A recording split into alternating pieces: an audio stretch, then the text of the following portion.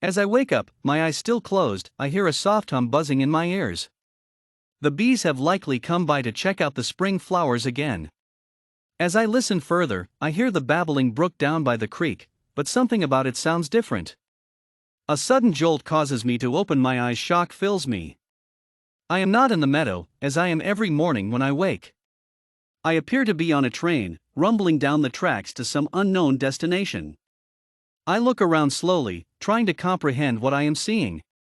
Confusion must be etched on my face because a man walking by gives me a strange look. I sit up and take in the rest of the train car. It is filled with people, most conversing with someone nearby, none showing signs of the panic rising in my chest. I have never been on a train before, but I have heard about them.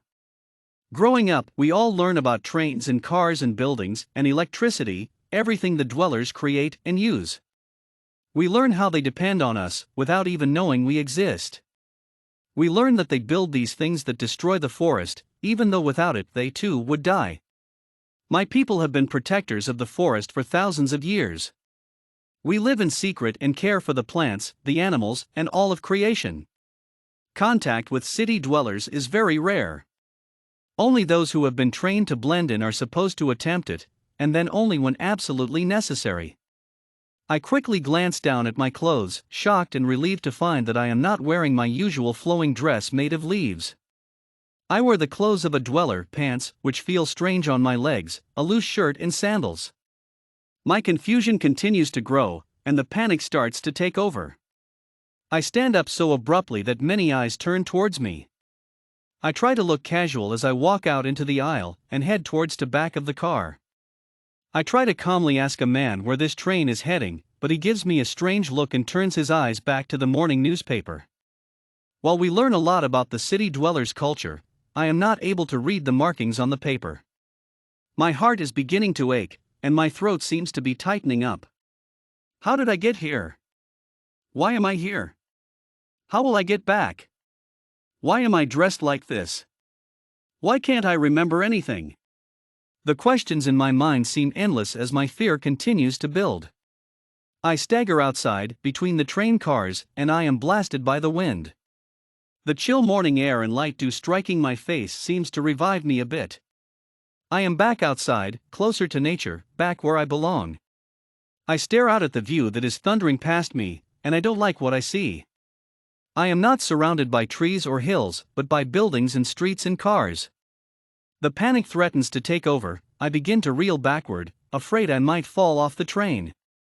But, as my head rolls back, I see something on top of the train that steadies me. A pair of eyes peek over the edge, light brown curls whipping around atop the head of a young boy staring straight at me. I would recognize those eyes anywhere. The piercing blue cuts into my soul, and my heart skips a beat. I just stare into his eyes, not realizing his hand is reaching out to me. When he calls my name, I snap out of it. Juniper, grab my hand. What are you doing here, Birch? I blurt out. His response is short, just grab my hand. When I don't move, he adds, I'll explain later. I grab his outstretched hand and he hoists me on top of the train. If I thought the wind was powerful standing between the cars, it is nothing to the blast that hits me the second I am above the top edge of the train car. I nearly fall back down, but Birch's strong hand continues to pull me up. Once we are both safely atop the train, I think he might explain, but he looks me deeply in the eyes and says, Do you trust me? As soon as he locked eyes with my body began to melt, but I shake off his intense stare and say, Of course. He extends his hand, which I grab, and helps me to a standing position. He says, Then, on my count, we are going to jump. My mind nearly explodes. What? Jump off a train moving this fast? We will be killed for sure. The only thing that comes out is, ha. Birch begins to count, 1. My mind is racing, unsure what to do or say. 2. I see that we are coming upon a bridge that crosses a river. I begin to understand. 3. We both leap out into the sky, as the ground quickly falls away below us. We begin to fall, almost as fast as the ground. It is instantly replaced by the water of the river, and we strike in and submerge instantly into its depths. The river is icy, but I am instantly refreshed to be back in nature. When our heads come up, Birch asks if I am alright. I nod and we swim toward shore. We both emerge, crawling gingerly onto the rocks. The sun has just come over the hillside, and the warmth on our skin feels like a glowing ember.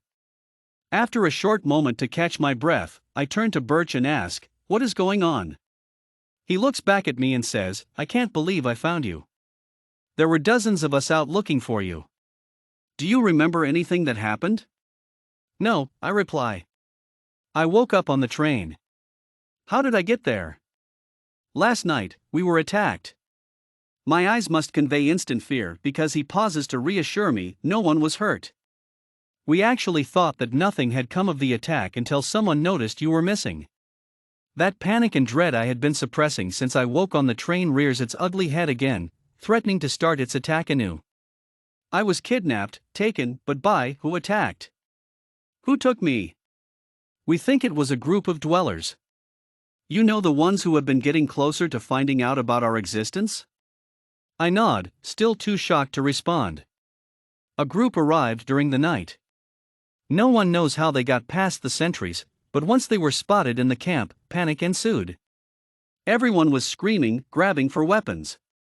But then they all left, almost as quickly as they had arrived."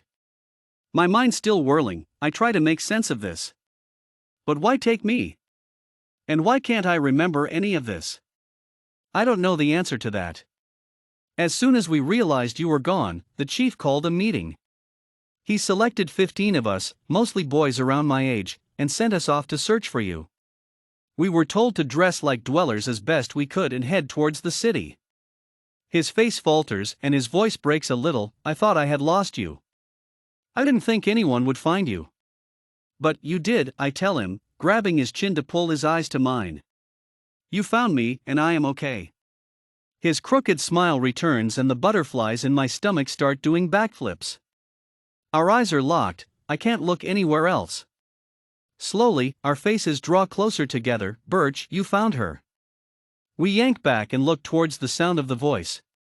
We see Aloe emerging from the bushes behind us. He walks closer and we all embrace. I glance back at Birch, but he is all business again. The moment has passed. "We need to get you back to the village," he states. "Can you run?" This question would normally be insulting. One thing we all could do was run. We were easily 3 times as fast as any dweller, and could run at full speed for hours without tiring at all. This was one of the reasons we could keep our presence hidden so easily. But I understand his hesitation. Nothing seemed normal this morning. "I should be fine," I say cautiously.